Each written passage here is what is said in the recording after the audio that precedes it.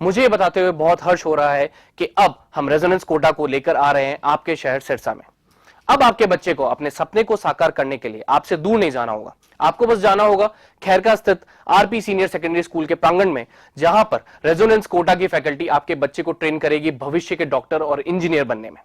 सभी प्रमुख परीक्षाएं जैसे JEE main, JEE advanced, NEET UG, AIIMS, international olympiad, NTSC, KVPY, CA, CS, CMA, CLAT, Resonance ने गुणवत्ता और मात्रा दोनों में अच्छे परिणाम देकर खुद के लिए एक नाम बनाया है। अधिक जानकारी के लिए आप डबवाली रोड स्थित RP senior secondary school visit कर सकते हैं या कॉल कर सकते हैं नीचे दिए गए नंबर पर। अब होंगे सपने साकार। धन्यवाद। ये जो 400 लीटर का टैंक है, इसमें पानी इसलिए यूज किया जाता है, ये जो स्पिंडल है ना, अगर हम इसको थोड़ा गीला नहीं करेंगे तो वो कॉटन सही से फिट करके छोड़ेगा नहीं, इसके ऊपर ही रह जाएगा, इसलिए उसको गीला करना पड़ता है। पर पानी कॉटन की क्वालिटी को खराब नहीं करता, उससे मॉइस्चर परसेंटेज नहीं बढ़ता। आप सोचिए, क्योंकि ये एक दिन में कम से कम 15 एकड़ कवर करता है। अगर हम 1 एकड़ में अगर एसडीपीएस लगाते हैं तो 10 से 12 क्विंटल कॉटन रहेगा, और यही अगर हम 15 एकड़ कर रहे थे तो कितना बड़ा कॉटन है, और 400 लीटर का टैंक है, उससे मॉइस्चर तो कुछ संबंध नहीं आता, इसलिए वो खराब नहीं करता। ठीक है, और किसी को कुछ क्वेश्चन है? नमस्कार जी। हाँ यार, जी सर जी, इसका जो सीड है, अभी तक जो वेराइटियाँ आई हैं वो शायद इसके अकॉर्डिंग नहीं है, और जो आगे आप वेराइटियाँ उपलब्ध करवा रहे हो, क्या उसमें कॉन्ट्रैक्ट फार्मिंग होगा या किसानों को बीज कैसे उपलब्ध कराए जाएंगे, या उसकी कुछ ट्रेनिंग का प्रोसेस है, जो भी है उसके बारे में बताइए।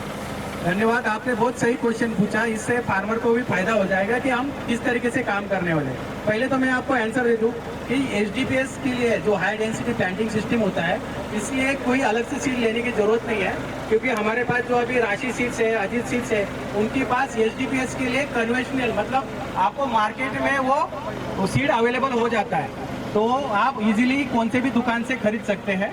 लगाने का तरीका हमें सिर्फ चेंज करना पड़ेगा। जैसे मैंने कहा कि आप यहाँ पे 2.5 फीट पे लगाएंगे रो टू रो, और प्लांट टू प्लांट जो है 8 इंच पे लगाना पड़ेगा। मशीन बंद कर,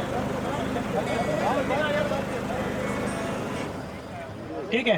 हाँ, तो अभी आप जो यहाँ पे देख रहे हैं ये प्लांटर से हम उसको सोइंग करते हैं। उससे बेनिफिट क्या होता है, एक लाइन में आपके सभी सीड्स आ जाएंगे, एक स्ट्रेट लाइन। आप अगर सीड ड्रिल से करते तो इधर उधर लगता है, कहीं पे 2 सीड गिरते हैं, कहीं पे 3 गिरते हैं, कहीं पे गिरते नहीं है। वो चीज इस प्लांटर से नहीं होता। एक दिन में वो 20 एकड़ तक कर देता है। तो उससे बेनिफिट क्या होता है, आपका पूरा टेबल प्लॉट रहता है। टेबल प्लॉट होने की वजह से ये जो आप बूम स्प्रे देख रहे हैं, ऐसे इक्विपमेंट आपके फील्ड में इजीली चल सकते हैं, क्योंकि वहाँ पे टेबल प्लॉट रहेगा, तो वो केमिकल को बहुत सही से वहाँ पे ड्रॉप करता है, उसको सही से भिगा देता है। आपका जो हम नॉर्मली क्या होता है 10 या 12 दिन के बाद सेकंड स्प्रे करते हैं, वहाँ पे वो ड्यूरेशन बढ़ जाता है, 22 दिन तक आप वो खींच सकते हैं, क्योंकि केमिकल जो आपने स्प्रे किया है उसका रिजल्ट सही से रहता है। अभी आपका क्वेश्चन जो आपने पूछा कि वो सीड जो है वो इजीली अवेलेबल है, और दूसरा क्वेश्चन हम फार्मर की तरफ कैसे जाने वाले हैं। अगली साल अभी जैसे हम जनवरी में फार्मर मीटिंग्स लेते हैं सीड्स कंपनी, उनके साथ हम आएंगे, आपको एचडीपीएस का पूरा कंसेप्ट समझाएंगे विलेज वाइज। वहाँ पे कितना एकड़ चाहिए, जैसे मिनिमम फार्मर के पास 5 एकड़ होना चाहिए, एक विलेज से हम 100 एकड़ तक लेंगे। ऐसे छोटे छोटे एरिया में हम स्टार्ट करेंगे। वहाँ पे आपको प्लांटर और ये कॉटन बूम स्प्रेयर जो प्रोटेक्टर वो भी प्रोवाइड करेंगे, फिर कॉटन पिकर भी आपको मिलेगा, पर ये सभी चीजें रेंट पे मिलेगी। जैसे अगर आप प्लांटर ले रहे हो तो उसका कॉस्ट पड़ेगा आपको पर एकड़ 1500 रुपये। उसका बेनिफिट ये आप फर्टिलाइजर भी दे सकते हैं, और उसको सीड भी आप एक साथ लगा सकते हो, ठीक है। और ये जो बूम स्प्रेयर है तो आप जानते ही हो, ये तो आपने देखा हुआ है, तो वो काम करते हैं। इसका मतलब ये होगा कि कॉटन में मैकेनाइजेशन आ जाएगा, ये जो शॉर्ट ड्यूरेशन वाले हाइब्रिड मिल जाएंगे, तो आपको कॉटन का यील्ड भी बढ़ने वाला है, आपका खर्चा भी कम हो रहा है, लेबर की समस्या भी निकल रही है। और अभी जो मेन समस्या है पिंक बॉल हो गया या व्हाइट फ्लाई हो गया, हम अगर शॉर्ट ड्यूरेशन वाले हाइब्रिड चूज करते हैं तो वो पिंक बॉल अटैक आने से पहले ही निकल जाता है। जैसे हम अभी नवंबर में सितंबर अक्टूबर नवंबर में आएंगे, तब तक ये क्रॉप निकल चुका हुआ, तो आप सेकंड क्रॉप ले सकते हैं। तो इस तरीके से होने वाला है ये। और कोई किसी को कोई समस्या है तो पूछ सकते हैं आप। ये सर जो छोटे टिंडे होंगे निचले वाले, खिलेंगे नहीं, ऊपर वाले तो हरे रह जाएंगे, नीचे वाले खिल जाते हैं, ये मशीन कैसे उसको बचाएगी? ये भी सही क्वेश्चन है। अभी क्या होता है, जैसे मैंने कहा 140 दिन वाले हाइब्रिड हम ऐसे चूज करते हैं कि जिसमें 70% जब तक बॉल ओपन नहीं होता तब तक हम वो डिपोलेंट का स्प्रे नहीं करते। डिपोलेंट का स्प्रे क्या करता है, हरे पत्ते नीचे गिरा देता है और रिमेनिंग 30% जो बॉल रहते हैं, बाकी जो बॉल रहते हैं ना, उसको खिला देता है, एक साथ खिल जाते हैं सभी, और फिर वो ये मशीन हार्वेस्टिंग करता है। अगर ऐसा कुछ हुआ कि कुछ बॉल नहीं खिले तो इसको ये मशीन डैमेज नहीं करती, वो वैसे के वैसे वो पीछे निकल जाएगा, फिर आप वो फिर ले सकते हैं बाद में। लाइन टू लाइन जैसे आम किसान है, किसानों के पास जो मशीनें हैं, क्या वो मशीनें इसके अकॉर्डिंग बेकार तो नहीं हो जाएंगी? ये क्वेश्चन है मेरा। और दूसरा क्वेश्चन ये है कि जैसे अब जो ट्रेडिशनल खेती कर रहे हैं किसान, उसमें 75 सेंटीमीटर 75 सेंटीमीटर जो लाइन से लाइन दूरी है, या कुछ 3 फीट पे 90 सेंटीमीटर पर है, तो इसमें कौन सी दूरी ठीक रहेगी?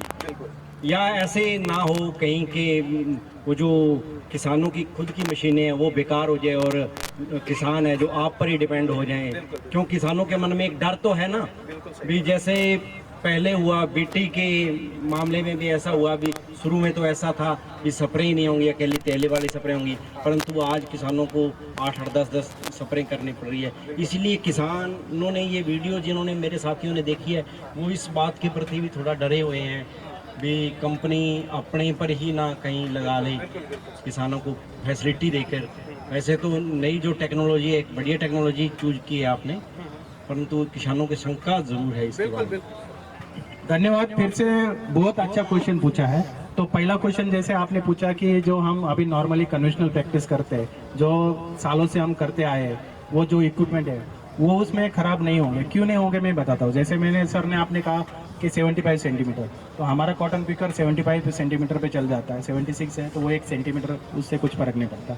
जैसे आपने कहा 3 फीट 90 सेंटीमीटर, 90 सेंटीमीटर का भी इसमें ऑप्शन है, वो भी चल जाता है। प्लस यहाँ पे कुछ जगह पे आप 67.5 भी लगाते हैं कुछ एरिया में, तो वो भी इसमें चल सकता है। तो तीनों स्पेसिंग आपके इस कॉटन पिकर के अंदर आ जाते हैं। पर कंडीशन यह है कि आपको प्लांट टू प्लांट जो स्पेसिंग है वो चेंज करना पड़ेगा। तो उसके लिए आप अभी क्या लगाते हो, 1 फीट पे या 1.5 फीट पे आप लगाते हो, या फिर सीड ड्रिल से करते हो तो उसका तो कुछ रेशो रहता है नहीं कि कौन सा सीड कहाँ पे गिरा। इसमें इस तक कितने में हमें एक श्योर करना पड़ता है कि आपका जो सीड गिरा है वो 20 सेंटीमीटर पे गिरे हैं। इसमें हाई डेंसिटी पर उससे बेनिफिट क्या होता है, आपका प्लांट पॉपुलेशन भी बढ़ जाता है और आपका यील्ड भी बढ़ जाता है। जैसे आपने कहा कि बाकी इक्विपमेंट जो है हमने स्पेसिंग इसीलिए चूज की है कि आपका जो बाकी इक्विपमेंट जैसे इंटर कल्टीवेशन हो गया, ये जो आप बाकी ऑपरेशन करते हो वो इसमें आराम से चल सकते हैं।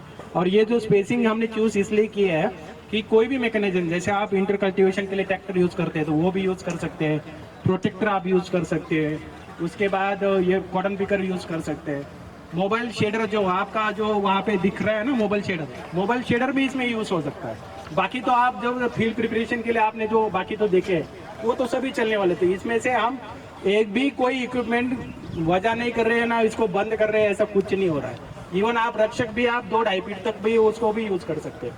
तो ये सारी चीजें आप आराम से यूज कर सकते हैं। किसान भाइयों को कोई डर करने की जरूरत, क्योंकि ये हम लगाने के तरीका बदल रहे हैं। बाकी कॉटन तो आप जैसे जानते हो, जैसे कब स्प्रे करना है वो सारी चीजें करनी है। 2 ही चीज इसमें ऐड होती है, प्लांट हाइट आपको मेंटेन करनी रहती है, वो जो पीजीआर का स्प्रे करने से हो जाती है।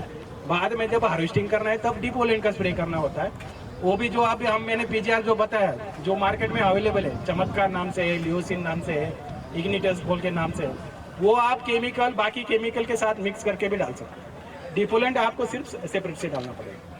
तो ये सारी चीजें होने वाली है, तो इसलिए आपको डरने की कोई जरूरत नहीं है। ये जो सारी चीजें हैं वो आपकी हेल्प के लिए लाई है और सभी आपकी जो भी इक्विपमेंट है इसमें चल सकते हैं।